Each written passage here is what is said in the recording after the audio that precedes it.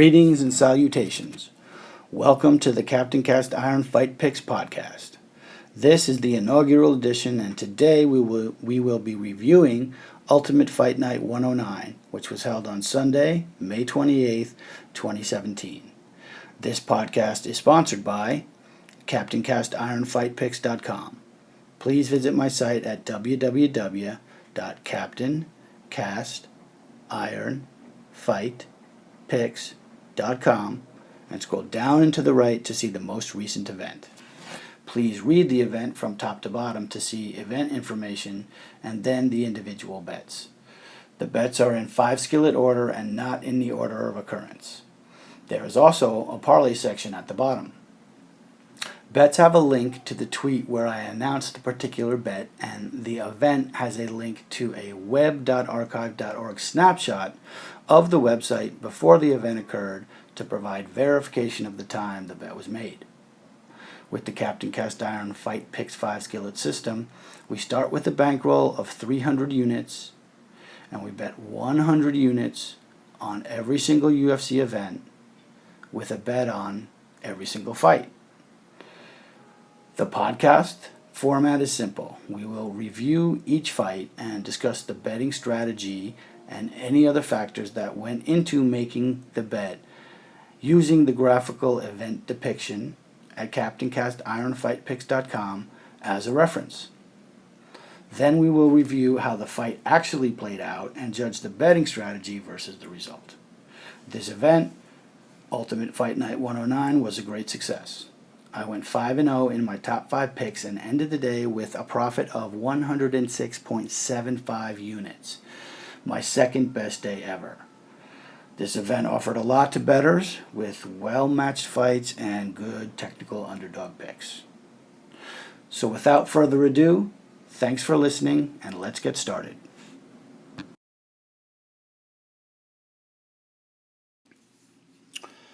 First up, we have a fight in the middleweight division at position 12, and the favorite Jack the Joker Hermansson versus the underdog Alex Nicholson, Alex the Spartan Nicholson. Hermansson is favored at minus 160 with the comeback on Alex Nicholson at plus 130. I bet on the favorite Hermansson, 1 unit to win 0.63 units, and it was in fact a win. This was a very interesting fight. Jack Hermansson has looked pretty good in his UFC career so far.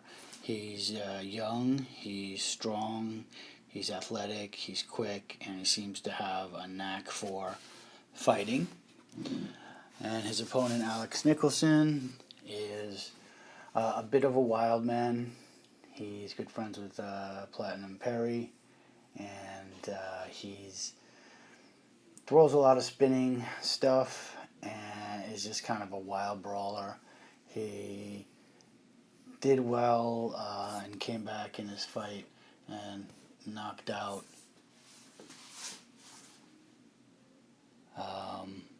he had a knockout win after his loss to Misha Serkinov, and he looked pretty good against Sam Alvey. He seemed to have some kind of game plan with the distance. So he's inconsistent. He shows some sparks of being a good fighter, but he's definitely unreliable. So the reason that I bet on Jack Hermansson here was just because I thought that he pretty much beats Alex Nicholson in every area. He's more athletic, he's faster, he's got a higher fight IQ, and I believe that he would win this fight. I wasn't sure. His performance today has increased my confidence in him, and going forward I will look at him as a semi-proven commodity. And the fight played out pretty much like I expected it. It happened a little faster. My prediction was that Hermansson would eventually get the takedown and just get on top and go for the submission and get it. The way the fight played out was Hermanson was on his feet for a while until he got the takedown, and once he got the takedown, he really did a great job of finishing the fight. Everything was beautiful to watch. He got on top. He got the mount.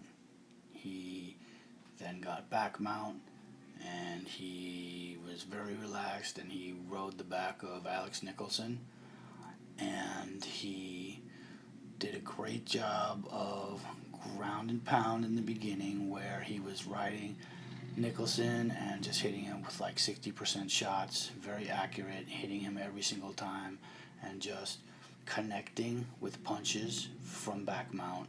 The punches didn't have to be knockout punches, and eventually the fact that they all connected slowed Alex Nicholson down, and then Hermanson did a great job of pouring it on, where he started swinging full strength, but still maybe not full strength, like 90%, but really powerful blows to the back, to the side of the head of Alex Nicholson, and eventually the ref stepped in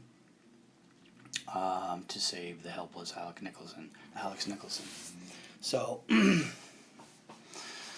Hermanson going forward looks good. Alex Nicholson probably a fade. Again, I did bet on the favorite, Hermanson, 1 unit to win, 0.63 units, and it was a win for me.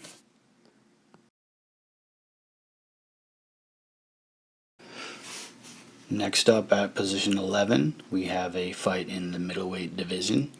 Chris Camozzi versus Trevor Hot Sauce Smith. Camozzi was the favorite at minus 160, with the comeback on Trevor Smith at plus 130. I did place 1 unit on the favorite Chris Camozzi to win 0.625 units, and Camozzi lost to Trevor Smith, so I did lose 1 unit on this fight. Chris Camozzi is a fairly good fighter. He's been around for a long time. My reasons for betting on him were that he was a veteran and he had a lot of experience in the octagon, and he had shown some improvement recently before his 2-fight losing streak, and I thought that he would be able to get into the clinch and maybe drop some knees on Trevor Smith, who has not been that great of a fighter. He's a brawler. He's been knocked out. He's just very sloppy and doesn't seem to really have a real direction and have a real game plan. And it was a close fight, and I did think that Camozzi would pull it off based on Trevor Smith's previous performances. And unfortunately for me, Trevor Smith did win. And the way the fight played out was basically that Trevor Smith did what he should have been doing all along in his career for who he is. He basically was very determined to get the takedown. He didn't waste any time. He just took Chris Camozzi down. Chris Camozzi has a weakness where he can't defend the takedown. He always has been that way, and he always will be that way. Trevor Smith looked great in this fight. He looked very composed. He wasn't wild at all. He wasn't trying to brawl. He obviously has been making some changes, and he switched camps and cut his hair, and it seems that it has reflected in his performance. No wasted energy, no just craziness. He just used his advantage, his considerable advantage in the wrestling department, and I might add in the size and strength department, to muscle Chris Camozzi down to the ground and just stay on top of him and just beat him up. He landed some good ground and pound. He was pretty consistent about it. He didn't go for the knockout. He just had a nice all-around performance, again doing exactly what he should have done, being who he is. He's big. He was bigger than Kamosi, and he has a considerable wrestling advantage, and he did really well in this fight, and he was impressive. And going forward, I could definitely see betting on him as the underdog against someone, assuming that he will continue what he started this fight and fight smart. He showed a really good game plan. I'm not going to say fight IQ. There wasn't exactly.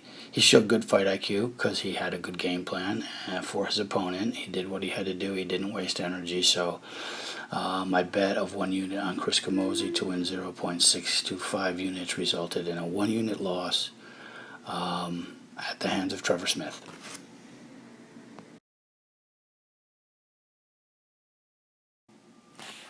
Next up at position 10, we have a fight in the welterweight division.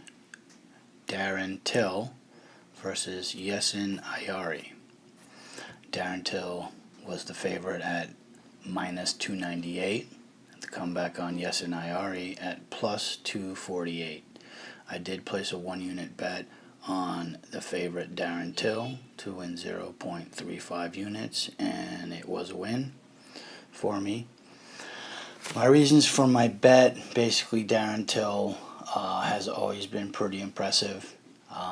He's the guy from Liverpool who moved to Brazil and then married a Brazilian girl, and he's a charismatic fighter, and he's been out for a couple of years, but his opponent Yesin Ayari is really not that great.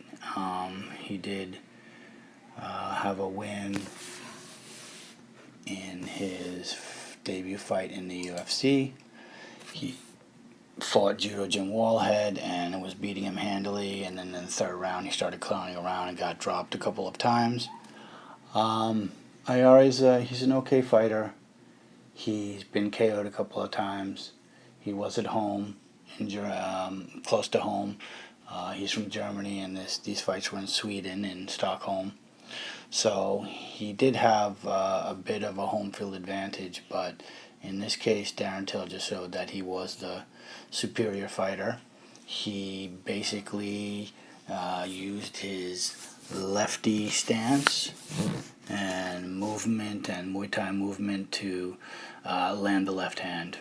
And Yesin Ayari was also landing punches, but Darren Till was landing the harder punches and definitely showing that his footwork and his offensive game was superior to Yesin Ayari's.